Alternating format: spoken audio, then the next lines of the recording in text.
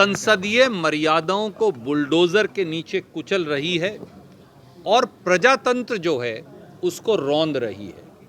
3 प्रांतों में उनको बहुमत मिला, हम स्वीकारते हैं। एक प्रांत में पर कांग्रेस भी जीती और एक प्रांत में ना कांग्रेस जीती ना भाजपा, एक तीसरी पार्टी की सरकार बनी। बहुमत के चलते उनका अहंकार अब सर चढ़कर बोल रहा है और वो विपक्ष मुक्त संसद बनाना चाहते हैं, जिसका उन्होंने 143 सांसदों को सस्पेंड करके, निष्कासित करके साबित कर दिखाया। जो 75 साल में प्रजातंत्र के साथ नहीं हुआ वो उन्होंने कर दिया। मोदी सरकार ने प्रजातंत्र का चीरहरण किया है और इस चीरहरण की सज़ा हर युग में मिलती है और मोदी सरकार को भी देश के लोग प्रजातंत्र के चीरहरण की सजा अवश्य देंगे। कह रहे हैं कि संसद की अगली सीटें खाली हो जाएंगी।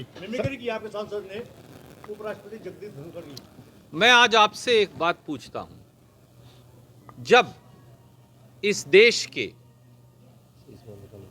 लाखों किसान पलवल के बॉर्डर पर, दूसरी तरफ सोनीपत के बॉर्डर पर और तीसरी तरफ रेवाड़ी के बॉर्डर पर या गुड़गांव के बॉर्डर पर कह लीजिए, जब लाखों किसान न्याय मांगने दिल्ली के दरवाजे पर दस्तखत दे रहे थे और भारतीय जनता पार्टी के लोग उनको उग्रवादी, नक्सलवादी, अराजक तत्व बता रहे थे, तो अब किसान का अपमान नहीं हो रहा था।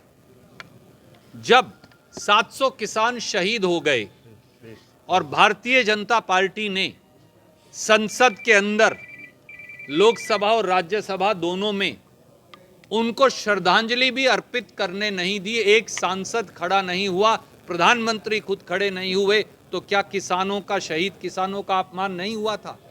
याद रखिए, तब भी राहुल गांधी जी ने खड़े होकर श्रद्धांजलि दी थी। मैं पूछता हूं, एक मिनट सिर्फ रुकिए, मैं पूछता हूं कि जब किसानों की बेटियों, हमारी मेडल लाने वाली पहलवानों को संसद के दरवाजे पर वो सिसक रही थी, सिसक कर रो रही थी और दिल्ली पुलिस, भाजपा के नियंत्रण वाली पुलिस, उनको सड़कों पर घसीट रही थी, तो किसानों का उस समय अपमान नहीं हो रहा था? मैं एक और पूछता हूं आपके माध्यम से सरकार, मोदी जी और उन सब से जो ये कह रहे हैं, जब किसानों के बेटे जो फौज के जवान हैं, वो जनरल सतवीर सिंह हो, वो हमारी बहन सुदेश मोर हो और सारे हमारे फौजी बैठे थे गुहार लगाते हुए 1 रैंक 1 पेंशन की जंतर मंतर पर, जब उनके कपड़े फाड़े गए 14 अगस्त की शाम को, उन्हें घसीटा गया और गिरफ्तार किया गया, तब किसानों का अपमान नहीं हुआ था?